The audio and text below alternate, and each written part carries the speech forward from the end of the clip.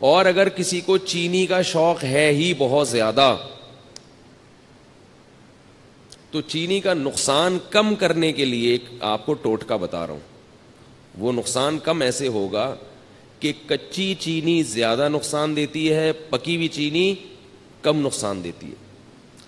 میں نے گھر میں حکم دیا ہوا ہے, حکم کیا, گزارش کی ہوئی ہے گھر والوں سے, حکم کہاں بھائی, ریکارڈ ہو رہا ہے بیان, گزارش کی ہوئی ہے کہ چینی کو پانی میں ڈال کے ابال لو اور اس کا شیرہ بنا لیں.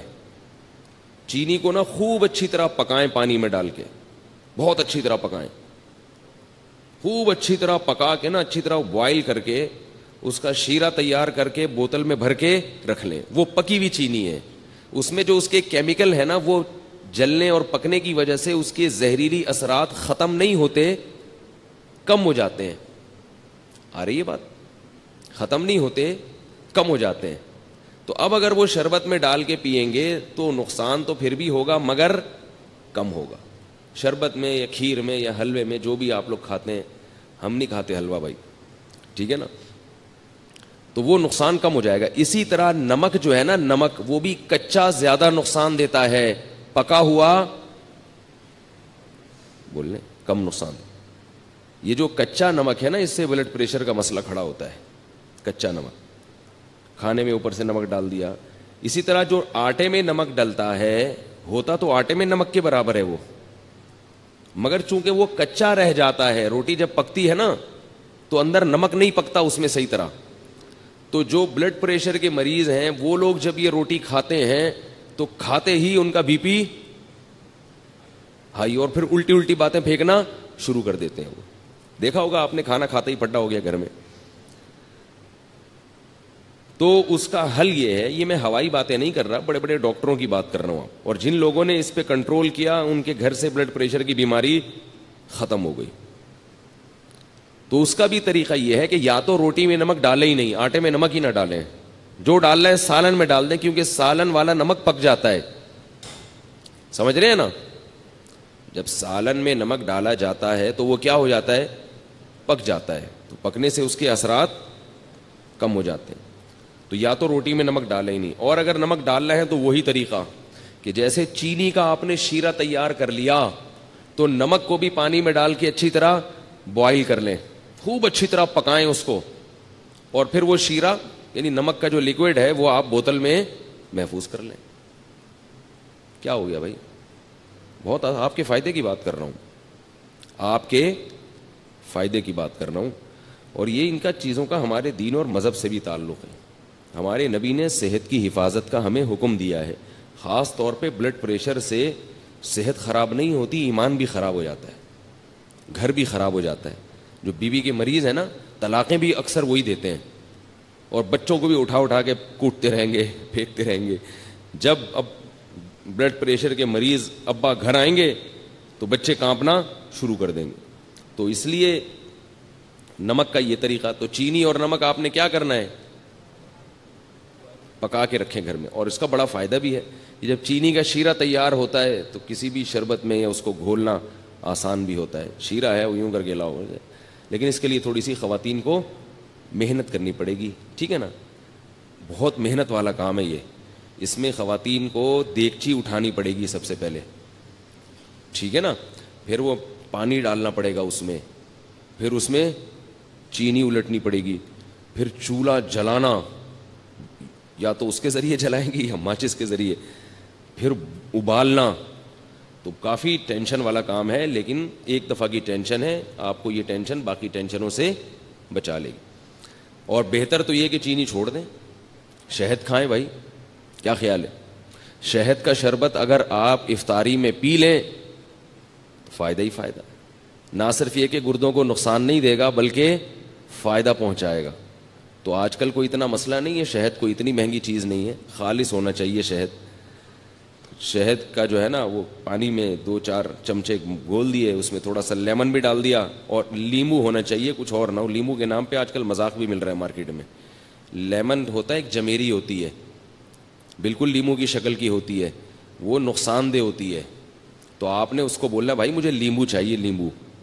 تو لیمن کا آپ نے تھوڑا سا اس میں ڈال دیا, اور شہد بھی ڈال دیا اور شربت.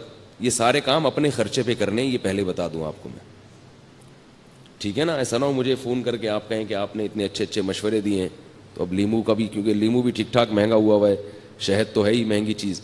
تو یہ آپ اگر پی لیں گے تو اس سے 2 فائدے ہوں گے. ایک تو سارا دن کی جو تھکاوٹ ہے آپ کی سیکنڈوں کے اندر دور ہو جائے گی. سمجھ رہے ہو؟ فائدے گنے. پہلی بات کیا؟ سارا دن کی تھکاوٹ آپ کی دور ہو جائے گی. دوسرا فائدہ کیا ہوگا؟ لذت اور مزہ. شہد اور لیمن کا شربت ملا کے پیئے, مزہ نہ آئے پیسے واپس, بڑا مزہ آئے گا پینے میں. تیسرا فائدہ, آپ کے جسم کا کولیسٹرول بولے نا پگھلے گا, ہینڈسم اسمارٹ ہو جائیں گے, باریک ہونا شروع ہو جائیں گے. نتھر, یہ جو جتنے بھی آپ کے جسم میں فاضل اور فضول چیزیں جو صبح سحری میں کھا کے پیدا ہوئی تھیں, وہ کیا ہو جائیں گی؟ ختم ہو جائیں گی. نتھرنا شروع ہو جائے گا جسم, توند کم ہونا شروع ہو جائے گی آپ کی. سمجھ رہے ہو نہیں سمجھ رہے بھائی؟ اور چوتھا فائدہ کیا ہوگا کہ شہد میں اللہ نے روحانی برکتیں بھی رکھی ہیں. قرآن میں اللہ نے کہا نا فیہ شفاء للناس, تو اللہ نے تعریف کی ہے. تو جس کی چیز اللہ تعریف کرے, ظاہر ہے اس میں جسمانی برکتیں بھی ہیں اور روحانی برکتیں بھی ہیں. تو یہ 4 چیزیں, اور پھر آہستہ آہستہ چینی سے جان چھوٹ جائے گی. یہ 5واں فائدہ ہوگا, شہد کی عادت پڑ جائے گی آپ کو کچھ دنوں میں. تو یہ تھوڑے بہت کام کیا کریں. اور اللہ کا واسطہ, یہ جو بازار سے جتنے قسم کے مشروبات آ رہے ہیں, جتنے قسم کے, چاہے وہ بہت اچھی کمپنیوں کے ہوں یا 2 نمبر لوکل کمپنیوں کے ہوں, سب ایک جیسے ہیں, سب نقصان دہ ہیں. جتنے مشروبات کوئی فری میں بھی دے رہا ہو نا, اگر فری میں بھی, تو نہ لیں اس کو. سمجھ گئے کہ یہاں تک؟ البتہ ہمدرد والوں کا جو روح افزا ہے اس کے بارے میں ماہرین کی 2 رائے ہیں. بعض کہتے ہیں وہ بھی کچھ ایسنس ہیں وغیرہ, اور بعض کہتے ہیں نہیں وہ خالص عرقیات کا مجموعہ ہے. تو مجھے اس کی تحقیق, کتنی اہم باتیں ان کو فری پھوکڑ میں بتا رہے ہیں اور یہ قدر نہیں کر رہے بھائی. تو مجھے اس کی پوری طرح تحقیق نہیں ہے. وہ آپ ہمدرد والوں سے پوچھ لیں کہ بھائی یہ 2 نمبر آ رہا ہے, یا جب تک حکیم محمد سعید صاحب زندہ تھے تو 1 نمبر آ رہا تھا, وہ پھلوں کا رس تھا. ٹھیک ہے نا؟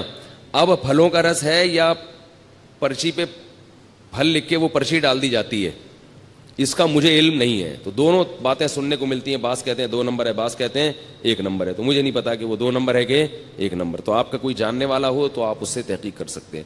باقی جتنے بھی مشروبات آ رہے ہیں باہر سے, سارے بیڑا غرق کر رہے ہیں. کیونکہ جب آپ خالی پیٹ وہ پیتے ہو, ان میں کیمیکلز ہوتے ہیں.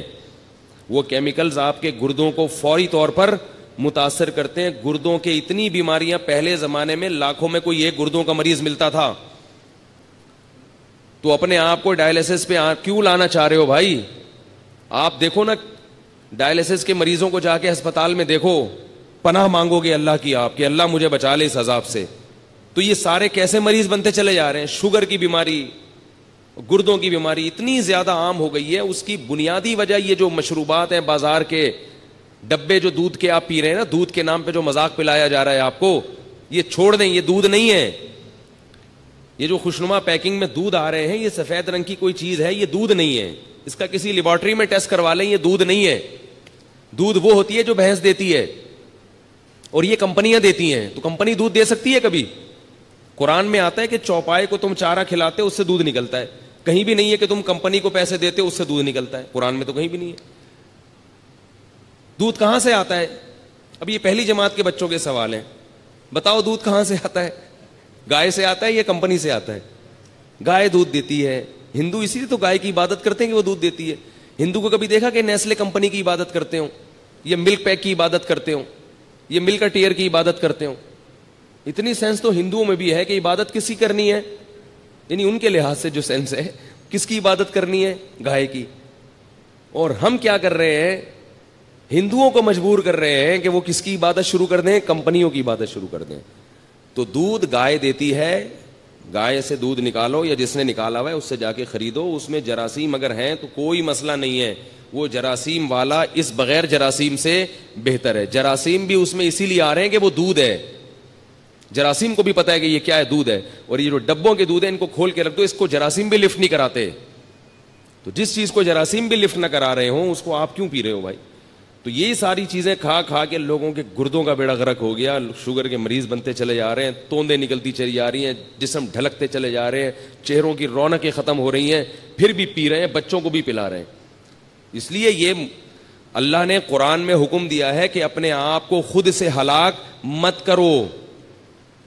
جیسے خودکشی کرنا حرام ہے کھمبے سے چپک کے, ایسے ہی سلو پوائزن کھا کے آہستہ آہستہ اپنے آپ کو تباہ کرنا بھی غلط کام ہے, ناجائز کام ہے. اگر آپ کو پتا ہے کہ اس سے مجھے نقصان ہو رہا ہے, یہ عجیب بات ہے کہ کھمبے سے چپکنا تو حرام ہے, اپنے آپ کو مار دینا. یعنی آپ مجھے بتاؤ, ایک آدمی خودکشی کر رہا ہے, وہ ایسے کر رہا ہے کہ ابھی گیا اور ابھی بجلی کے کھمبے پہ ہاتھ لگایا اور ابھی مر گیا, تو یہ ناجائز ہے یا نہیں ہے بھائی؟ اور ایک آدمی ایسے اپنے آپ کو ہلاک کر رہا ہے کہ وہ تھوڑا تھوڑا کرنٹ اپنے لگاتا ہے کہ میں ابھی نہیں مروں, 10 سال میں مر جاؤں. تھوڑا تھوڑا اپنے آپ کو کیا کر رہا ہے؟ ہلاک کر رہا ہے. آج تھوڑا سا کرنٹ, پھر تھوڑا اور ذرا جھوڑ کا جھٹکا, پھر اور. ٹھیک ہے, یہ ویسا حرام نہیں ہے جیسا ایک دم سے مارنا, لیکن کیا اس کو بھی ہم صحیح کہہ سکتے ہیں اس عمل کو؟ ہے بھائی زندگی کی حفاظت جب فرض ہے تو پھر وہ ہر لحاظ سے فرض ہے.